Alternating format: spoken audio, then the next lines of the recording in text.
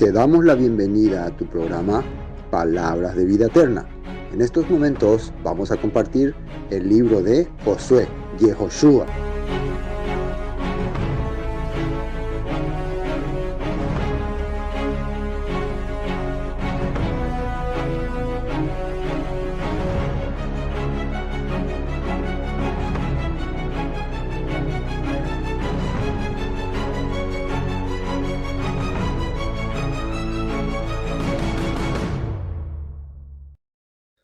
Bueno, vamos a continuar este libro de Yehoshua, Josué.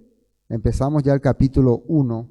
Habíamos hablado ya en el estudio anterior, el desarrollo del libro, el contexto histórico, los probables autores y también quién era Yehoshua, quién era Josué, de acuerdo al texto de la Biblia, ¿no?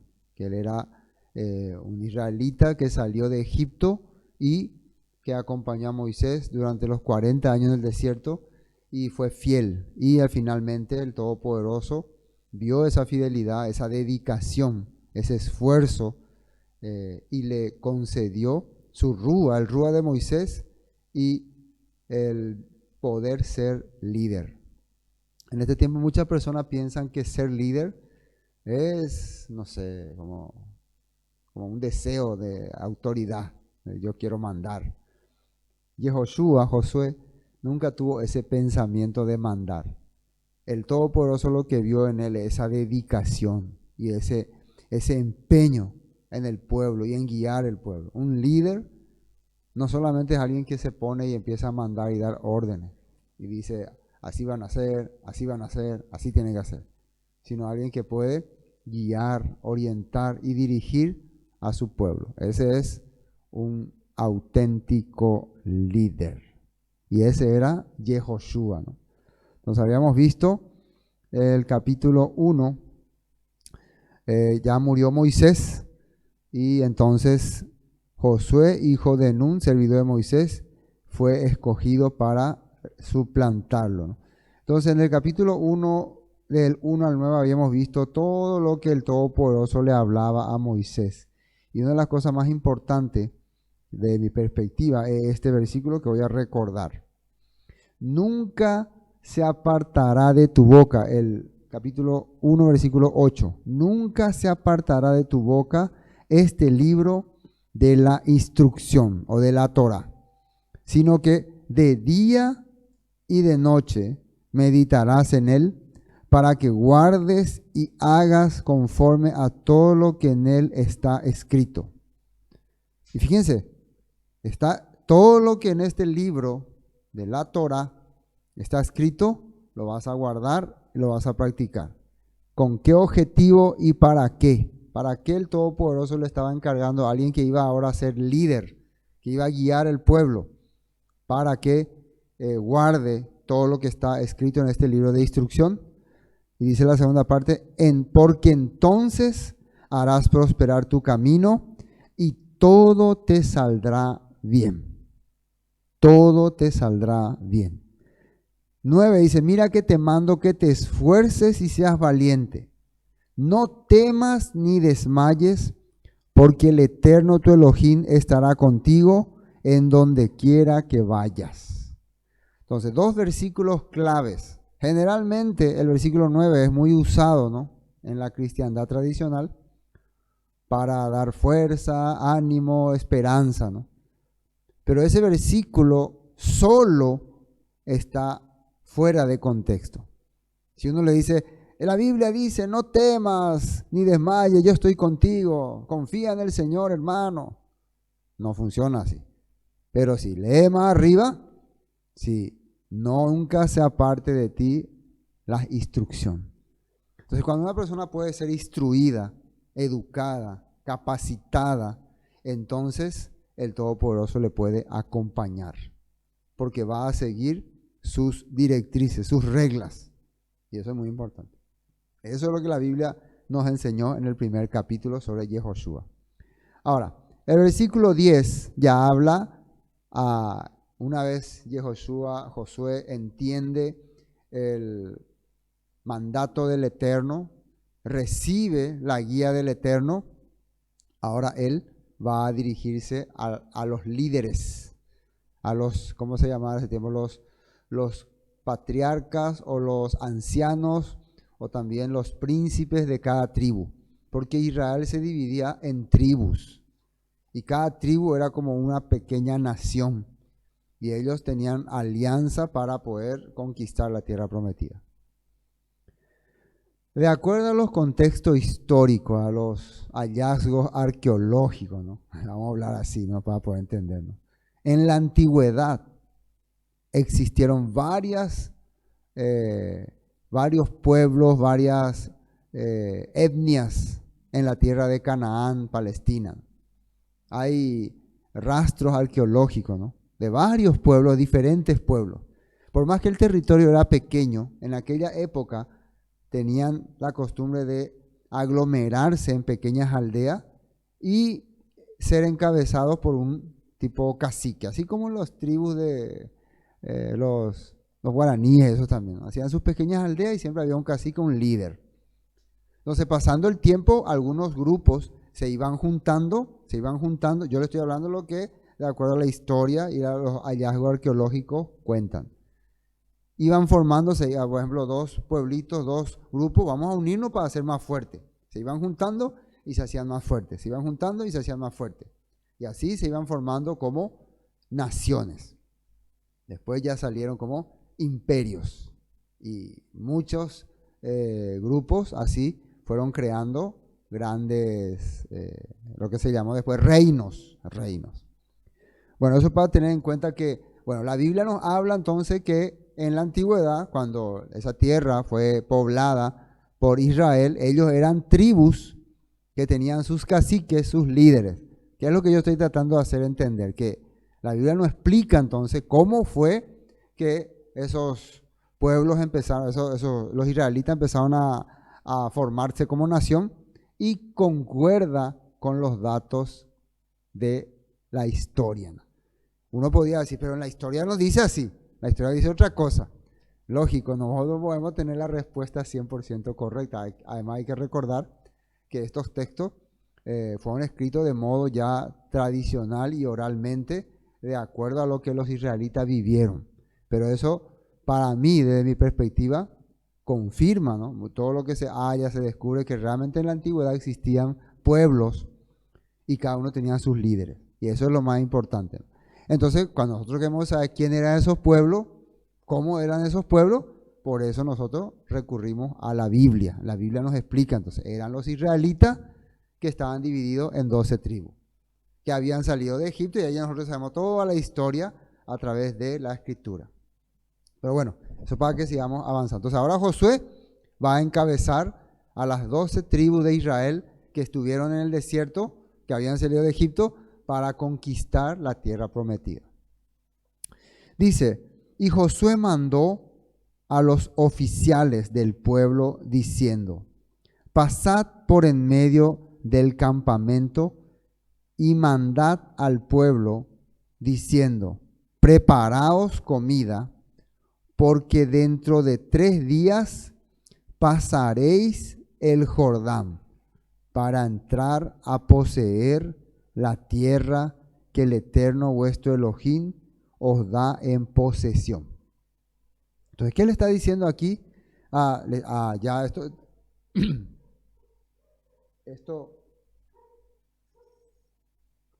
está hablando con los líderes, con los cabezas, ¿no? de las tribus.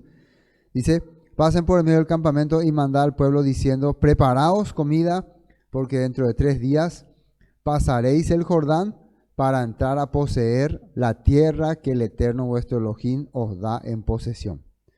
Bueno, primero tenemos que saber dónde estaban ubicados los israelitas, ¿no? Yo quiero mostrarles para que podamos ver en el mapa, en la actualidad, en este momento, ¿no? De acuerdo a este relato, dónde estaban ubicados los israelitas.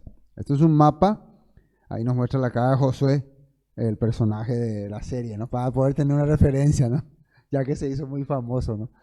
Entonces, el río Jordán, ahí vemos el río Jordán, está dividiendo la zona oriental, que es donde está allá Manasés, Gad y Rubén, y la zona occidental, que es donde van a estar las demás tribus. En la actualidad, de acuerdo a este relato, ellos están en un lugar llamado Sittim. Ahí vemos marcado ese punto redondo, ahí yo le puse Sittim, que es en la región que le va a pertenecer a Gad. Ahí está el pueblo de Israel, ya su campamento estaba en ese lugar.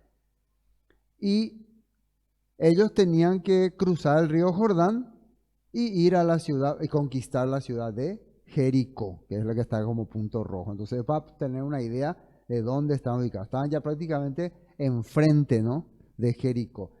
Aquí, si uno quiere calcular la distancia, aproximadamente hay unos 30 kilómetros.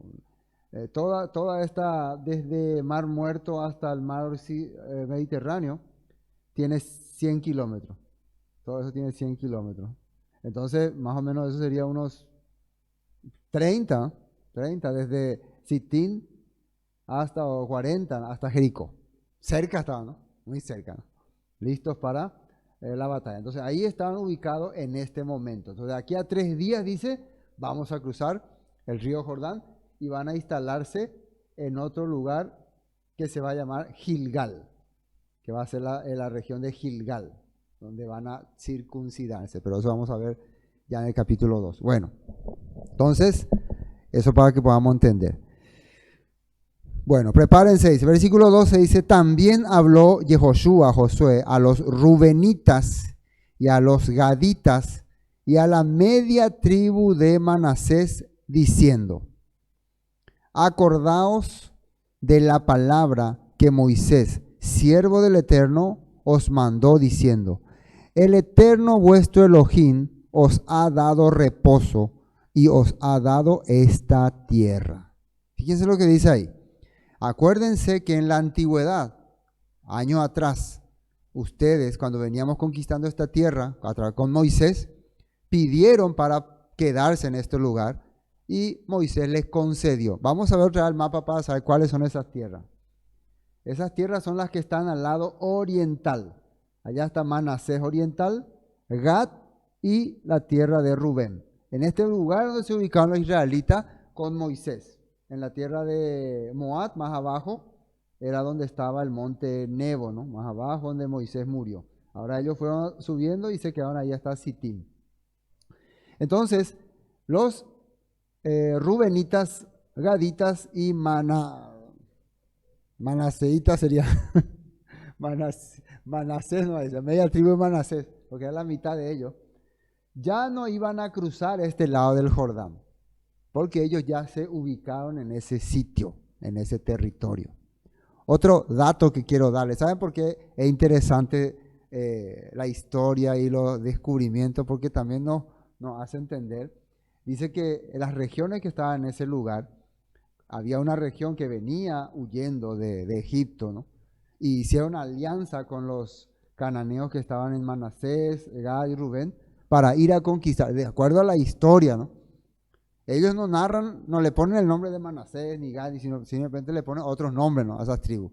Pero que para conquistar la tierra de Canaán, justamente los de región oriental se aliaron con un grupo de nómadas, así dicen, ¿no?, un grupo de nómadas que venían huyendo, que se juntaron, que de acuerdo a ellos eran pequeñas aldeas que hicieron un gran pueblo y se juntaron con los pueblos de esta región oriental y conquistaron la tierra de Canaán. Así cuenta la historia, ¿no? Eso es interesante, ¿no?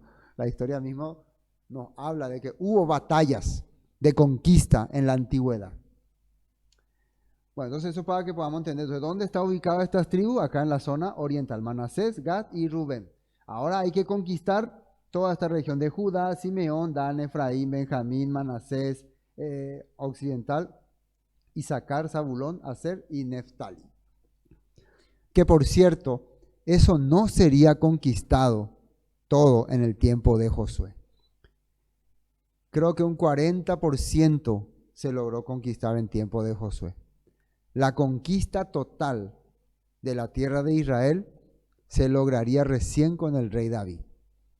Recién cuando el rey David llega a ser rey, él logra conquistar todos los territorios, inclusive a los moabitas, amonitas y edomitas. Bueno, Vamos a ver la nota 13 para ver dónde decía esta promesa que tenían con los de Manasés. Números 32, 16 dice, pero ellos se acercaron a Moisés y le dijeron, nosotros simplemente queremos construir corrales para nuestros animales y ciudades fortificadas para nuestras esposas e hijos. Después tomaremos las armas e iremos al frente de nuestros hermanos israelitas a la batalla, hasta que los llevemos seguros a su tierra. Mientras tanto, nuestras familias se quedarán en las ciudades fortificadas que construiremos aquí para que no corran peligro de los ataques de la gente del lugar. No volveremos a nuestras casas hasta que todo el pueblo de Israel haya recibido su porción de tierra. Esa fue la promesa que ellos hicieron, ¿no?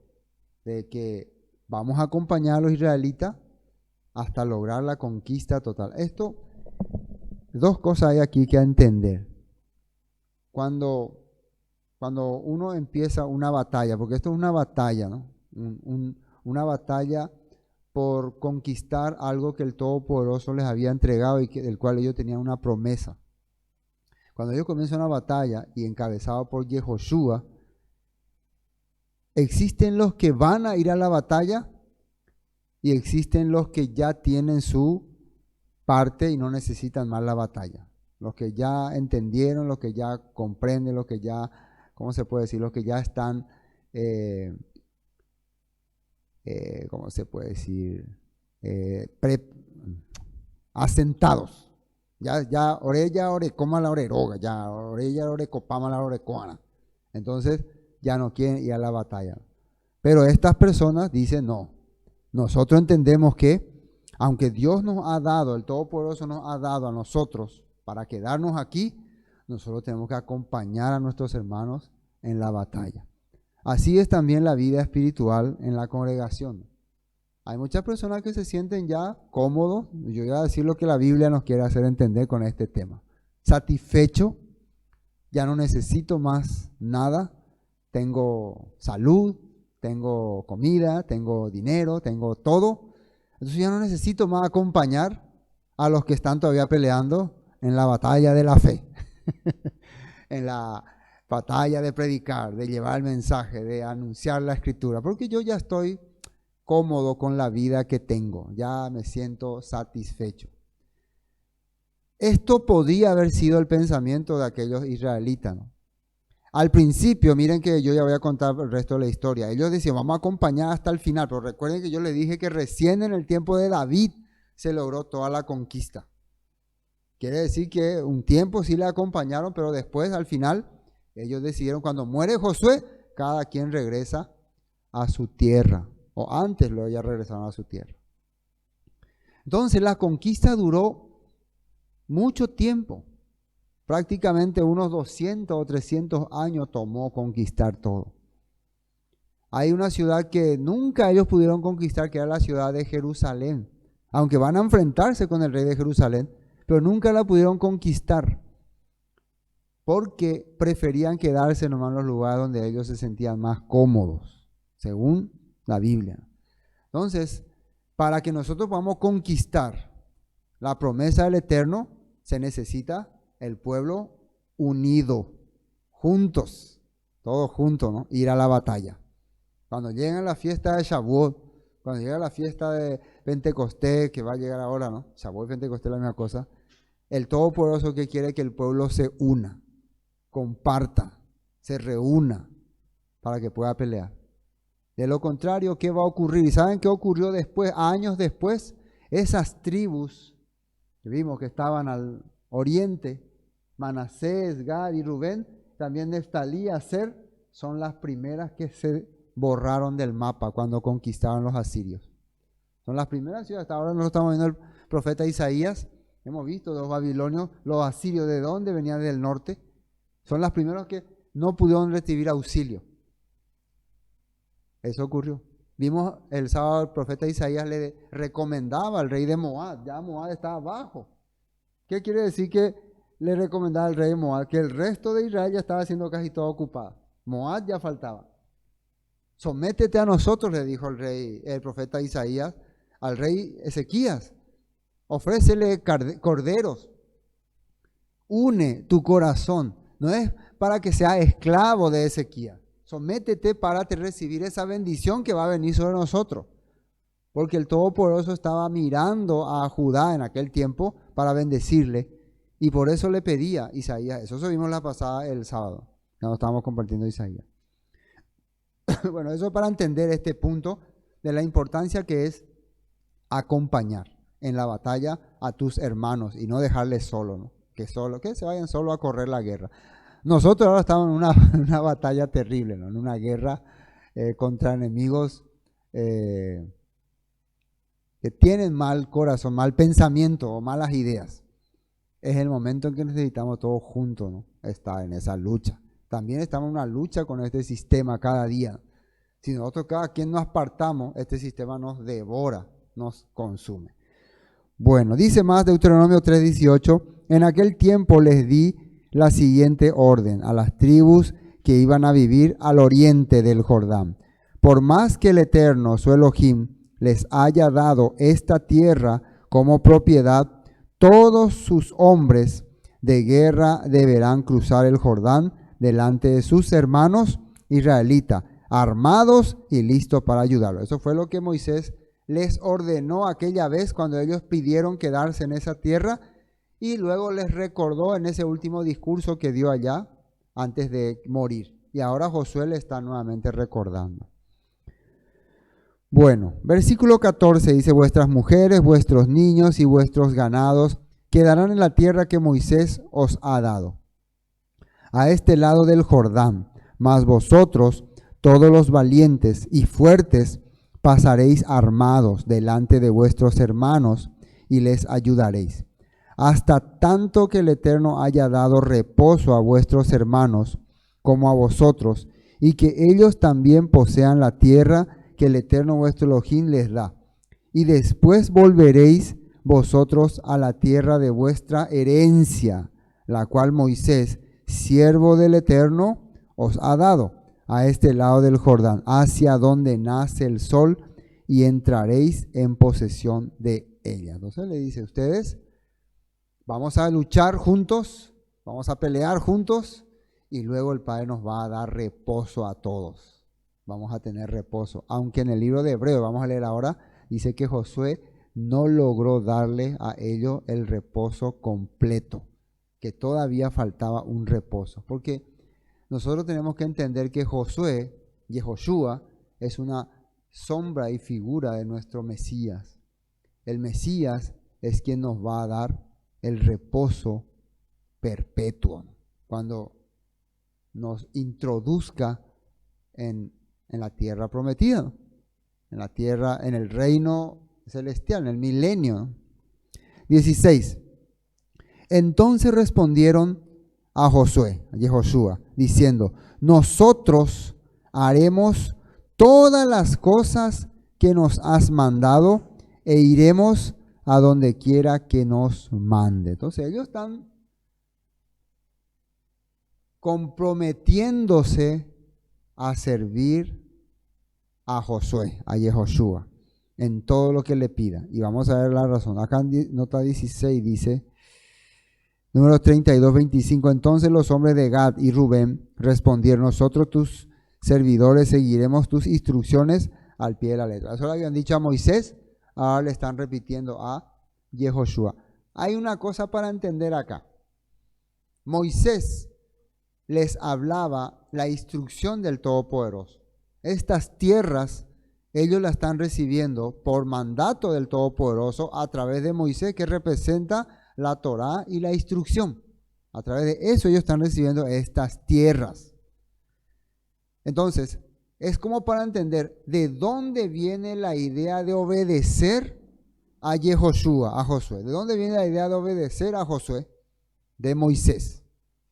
No sé si me están captando. ¿Por qué los rubenitas, gaditas y la media tribu Manasés van a obedecer a Yehoshua? ¿Por qué van a obedecer a Josué? Porque Moisés había ordenado al pueblo que estas tierras iban a ser de ellos.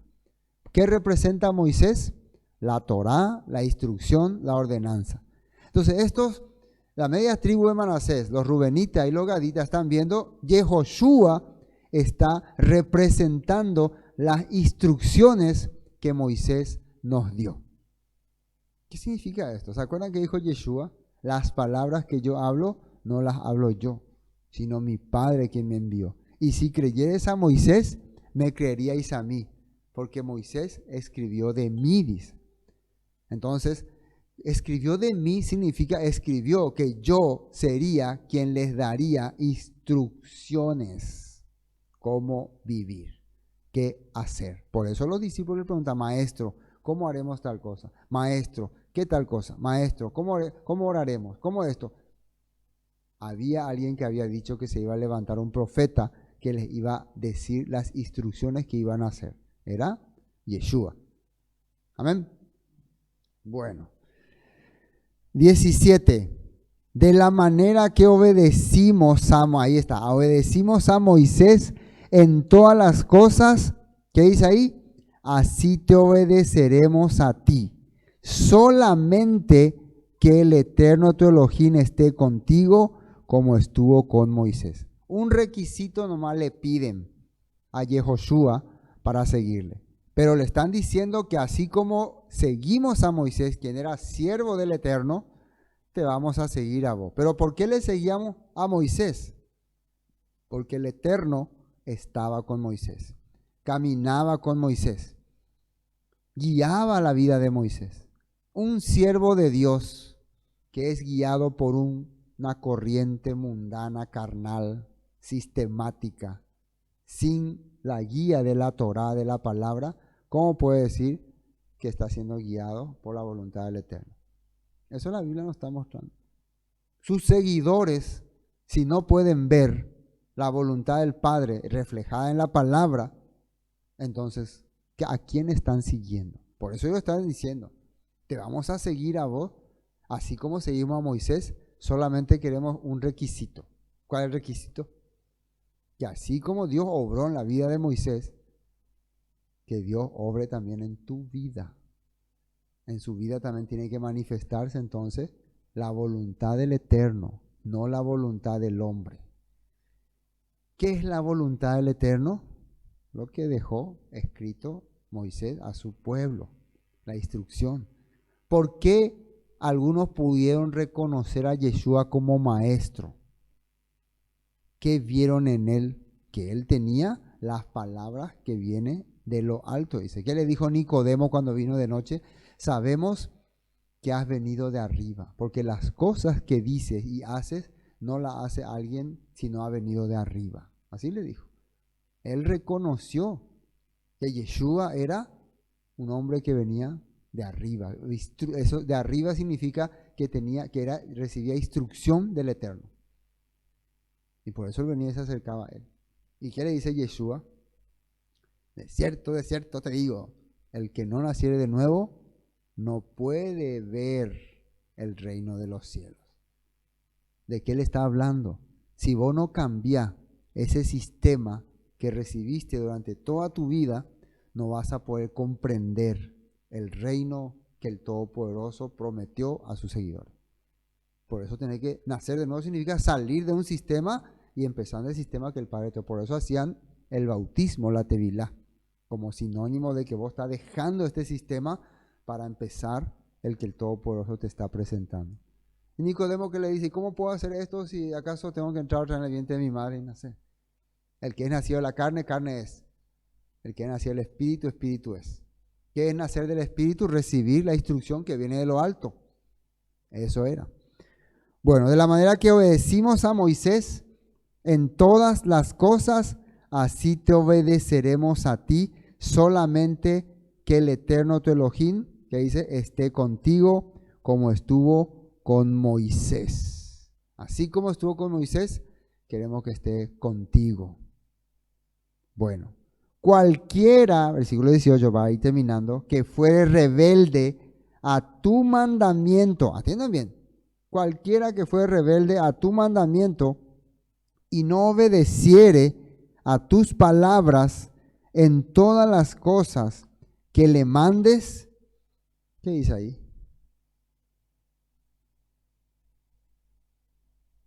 Que muera. Esto es medio duro, ¿no? Yo estaba analizando, ¿por qué dice así? O sea, ¿cómo se dice? Qué radical. Acá vamos a entrar en el contexto. Acá el contexto es la guerra. ¿Entienden, no? ¿Por qué está diciendo así? No es simplemente, bueno, si alguien obedece algún mandamiento de la Torah morirá. Acá el contexto es la guerra.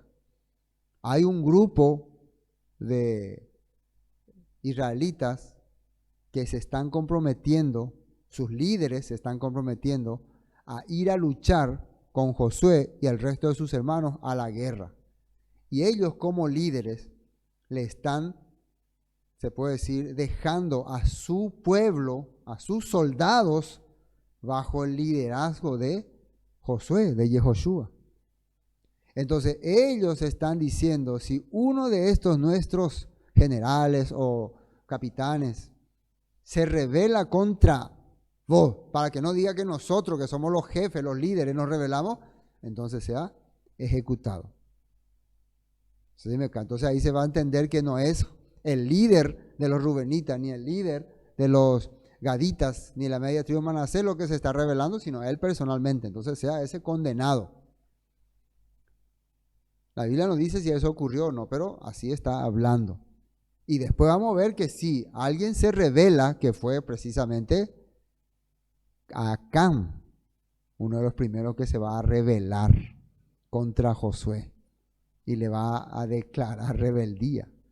Entonces ahí ellos ya están diciendo eso. Siempre increíble, ¿no? Cuando vimos la Biblia acerca de Moisés, ¿qué encontramos también? Que había rebeldes también, ¿no? Que estaban en contra de Moisés, que era Coré, Datán y Abirán. Uno tiene que entender contra qué es lo que se revela. No es contra la persona, sino contra la instrucción que está siendo dada por el Todopoderoso. Entonces las personas cuando ven que vos estás encargado de transmitir esa instrucción es lo que le choca, entonces crea rebeldía contra la persona. Porque muchos no quieren aceptar que no quieren vivir conforme a la voluntad del Padre. Entonces quieren buscar un culpable. El pastor es el culpable. Él es culpable. Esa es la realidad. Y empieza a rebelarse, a crear rebeldía. Otra cosa es cuando vos estás viendo que ese pastor o esa persona líder está viviendo en contra de lo que la palabra dice, de los mandamientos de la Biblia. Eso es diferente, ¿no? Y te está queriendo obligar a que haga las cosas contrarias a lo que dice la Biblia. Entonces eso es diferente. Entonces ahí uno explica, por eso tiene la palabra. ¿Qué le dijeron ellos? Nosotros te vamos a seguir, así como seguimos a Moisés, mientras veamos que toda la instrucción que Moisés te dio se aplique en tu vida, se manifieste en tu vida.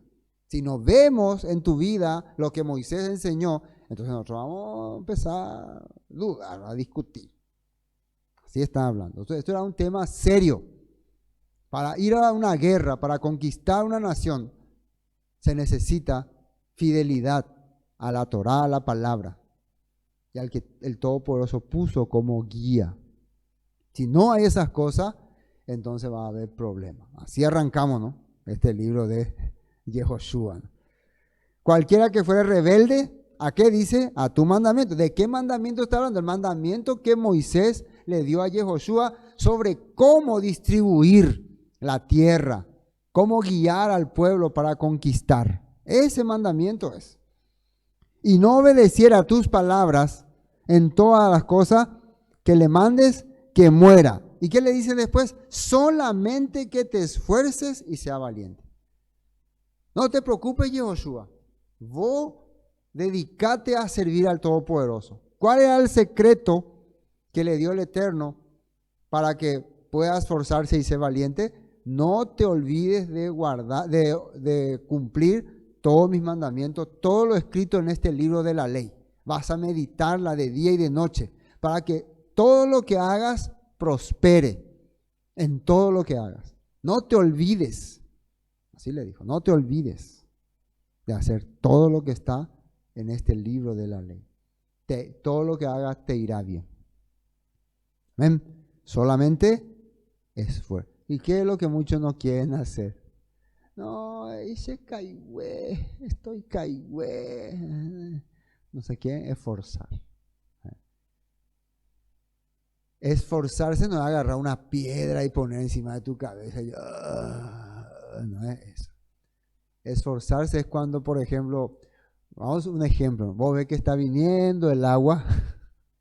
Está viniendo el agua, ¿no? Los que viven en las costas saben, ¿no? Está inundando todo, ¿no? Entonces agarrar tus cosas y salir de ahí. Eso es un tipo de esforzarse. Pero si vos sos un flojo, ahí te vas a quedar hasta que el agua esté ahí ya entrando en tu casa, ¿no? Y ahí ya va a ser tarde.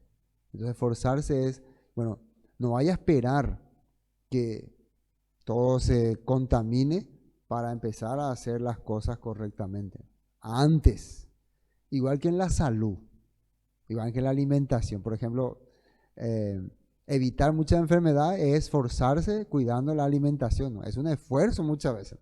Ahora, es de vicio, ¿no? Y es un esfuerzo que uno tiene que hacer. Mañana, Lorenzo,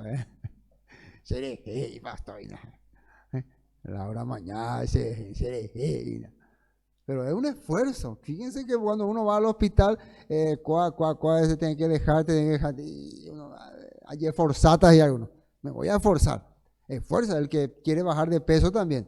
Tiene que esforzarse en todas las cosas. Y ser valiente, ¿qué significa? Atreverse a superar esos obstáculos, esas dificultades. Atreverse a avanzar. Es lo que hemos hecho nosotros. Ustedes saben lo que es cuando empezamos a estudiar la raíz hebrea. Estudiar la Biblia conforme a lo que está escrito. Salir del sistema.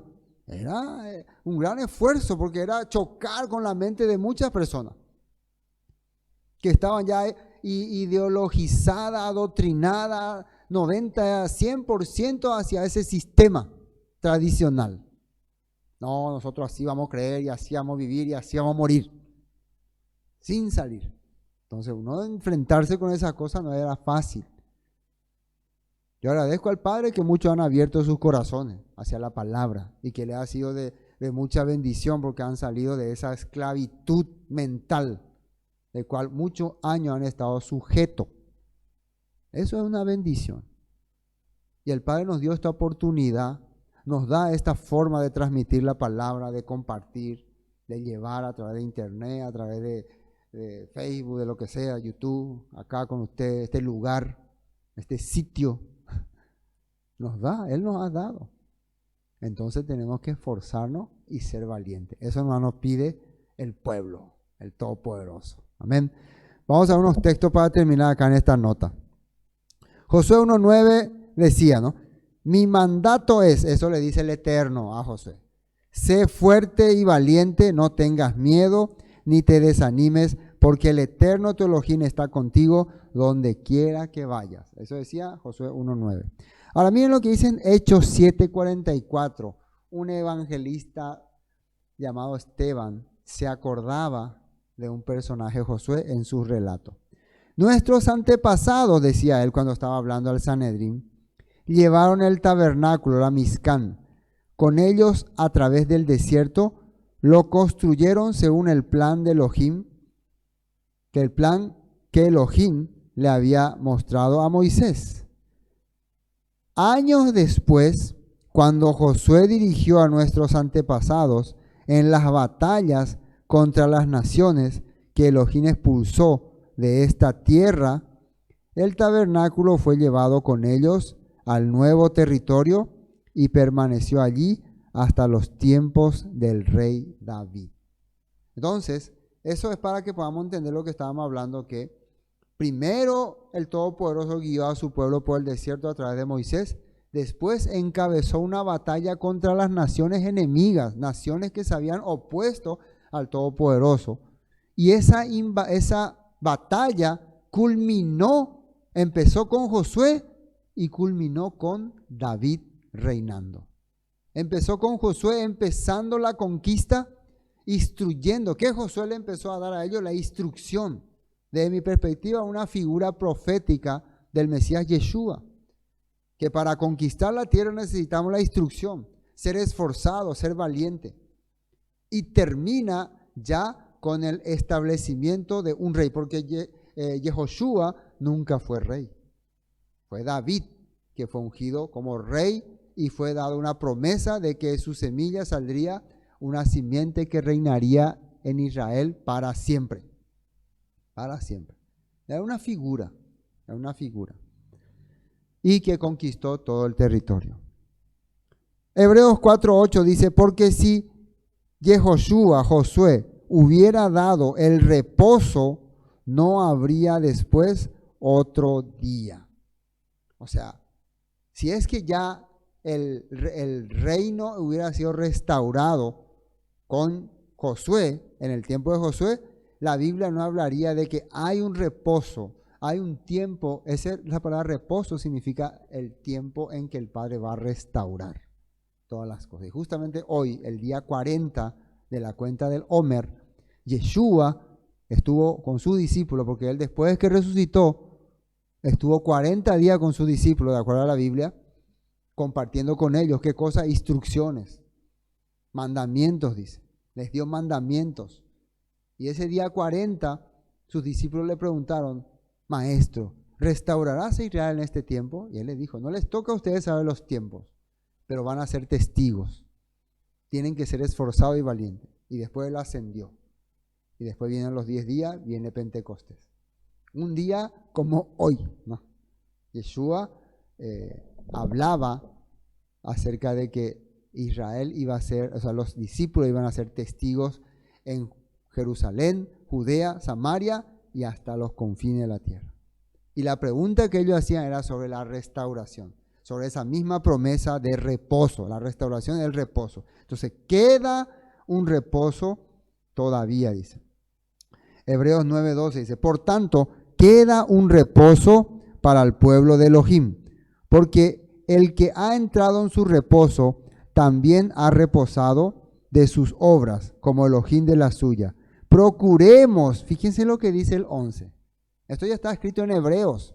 Está hablando ya del tiempo en que el Mesías va a restaurar. Procuremos, dice, pues entrar en aquel reposo para que ninguno caiga en semejante ejemplo de desobediencia. Si ustedes leen todo el capítulo 3 y 4 de Hebreos, está hablando de los israelitas que fueron rebeldes al mandato de Moisés y también a Josué y tuvieron que quedar fuera de la tierra prometida que representa el reposo. Ahora le está hablando sobre el reposo del Mesías, de Yeshua, que nos esforcemos otra vez. ¿Qué es esforzar? Otra vez, esforzarse no es agarrar una piedra y llevarla por... Ay, el pastor habla de esforzarse nomás, yo no quiero esforzarme en nada. ¿Esforzarse qué es? Avanzar para no contaminarte, no quedarte. Viene la contaminación y vos te quedáis. Avanzar, salí. Eso es esforzarse. Porque la palabra de Elohim es viva y eficaz, más cortante que toda espada de dos filos, y penetra hasta partir el alma y el espíritu, las coyunturas y los tuétanos, y discierne los pensamientos y las intenciones del corazón. ¿Qué es lo que puede hacer que yo sea parte de ese reposo? ¿Qué es lo que debo procurar? Lo que dice ahí, aprender y conocer su palabra. Hermanos, estamos empezando el libro de Yehoshua, después de haber terminado el libro de Devarim, Deuteronomio. Les invito a que estudien con nosotros. No vaya a ser que lleguemos al capítulo 22 y algunos no habían sabido que estábamos estudiando Yehoshua. Que no terminemos sin que nadie entienda otra vez de qué se trató el libro de Josué. Igual con el libro de Isaías, que es un libro que quién sabe cuándo la vida nos va a alcanzar para volver a compartir. Tiene 66 capítulos. Si el Padre nos dio el libro de Isaías, el libro de Yehoshua, para compartir, entonces esa es la oportunidad. Ahora nosotros tuvimos la oportunidad, hace 2 semanas atrás, terminamos la Torá de Devarim después de 5 años. No sé cuándo vamos a volver a empezar a estudiar, porque nos quedan muchos libros. Estamos aprendiendo la Biblia, porque somos creyentes en la Biblia, en el Eterno, en Yeshua. ¿O no? Los que creemos en la palabra tenemos que aprender. para no ser simples religiosos fanáticos que cualquier corriente nos arrastra. Cualquier líder religioso que expresa muchas palabras agradables, ya uno se va ahí, porque no conoce la Escritura, la Biblia. No sabe ni el libro que tiene en la mano de qué es. Se jacta, la Biblia es la palabra de Dios, pero no conoce, no sabe, no entiende. Entonces, esta es una gran oportunidad. Vamos a usar datos históricos, datos arqueológicos, vamos a hablar algunas partes, vamos a comentar para que podamos tener claridad en todo lo que vamos estudiando. Y entonces, también, desde mi perspectiva, el libro de Josué, nos muestra muchos momentos proféticos importantes acerca de nuestro Mesías. Amén. Hoy terminamos el capítulo 1. La próxima semana vamos a empezar el capítulo 2. Ya rumbo a Jericó, el cruce del río Jordán también. Hoy hasta aquí vamos a compartir. Shalom. Esto fue Palabras de Vida Eterna, con el estudio del libro de Josué. Bendiciones y hasta pronto.